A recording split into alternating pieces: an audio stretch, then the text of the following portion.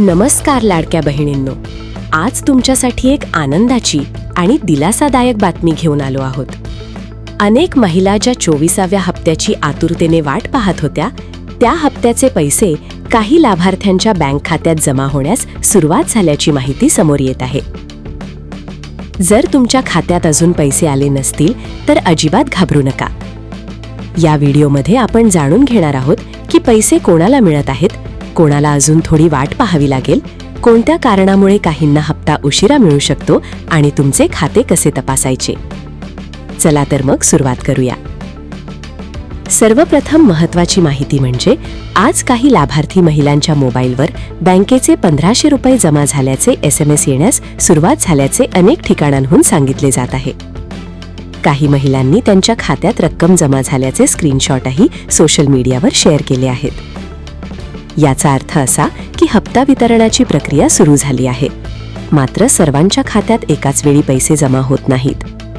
शासनाकडून मोठ्या प्रमाणावर लाभार्थ्यांना पैसे पाठवले जात असल्यामुळे ही प्रक्रिया टप्प्याटप्प्याने पूर्ण केली जाते. यामुळे तुमच्या शेजारील व्यक्तीच्या खात्यात पैसे आले असतील आणि तुमच्या खात्यात अजून आले नसतील तरीही काळजी करण्याचे कारण नाही. आता सर्वात मोठा प्रश्न, आज कोणाला पैसे मिळू शकतात? ज्या महिलांचा अर्ज मंजूर आहे, KYC पूर्ण आहे, बँक खाते आधारशी जोडलेले आहे आणि सर्व माहिती योग्य आहे, अशा पात्र लाभार्थींना हप्ता जमा होण्याची शक्यता सर्वाधिक आहे. जर तुमच्या अर्जामध्ये काही त्रुटी असतील किंवा पडताळणी प्रलंबित असेल तर अशा प्रकरणांमध्ये पैसे उशिरा मिळू शकतात.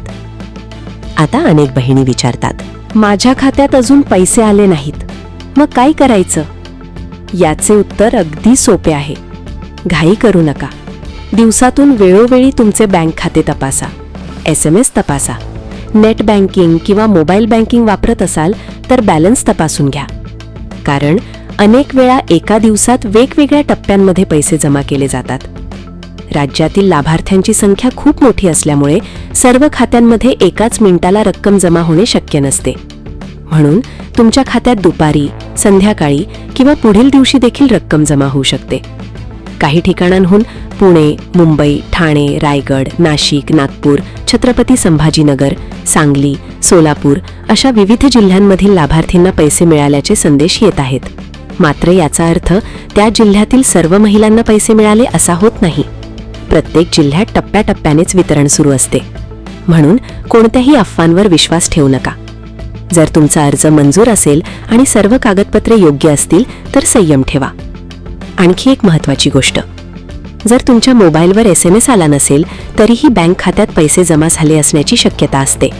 त्यामुळे फक्त SMSवर अवलंबून राहू नका, प्रत्यक्ष खाते तपासा.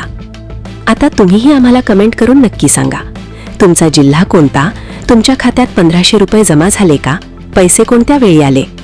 तुमचा अनुभव इतर बहिणींनाही उपयोगी ठरेल. मित्रांनो, अशीच शासनाच्या योजना, अनुदान, कर्जमाफी, पीक विमा, शेतकरी आणि महिलांसाठीच्या महत्त्वाच्या अपडेट्स सर्वात आधी मिळवण्यासाठी माझी योजना या YouTube चॅनलला नक्की सबस्क्राईब करा. व्हिडिओ आवडला असेल तर लाईक करा. आपल्या कुटुंबातील आणि गावातील इतर महिलांपर्यंत ही माहिती शेअर करा. पुन्हा भेटू एका नवीन आणि महत्त्वाच्या अपडेटसह.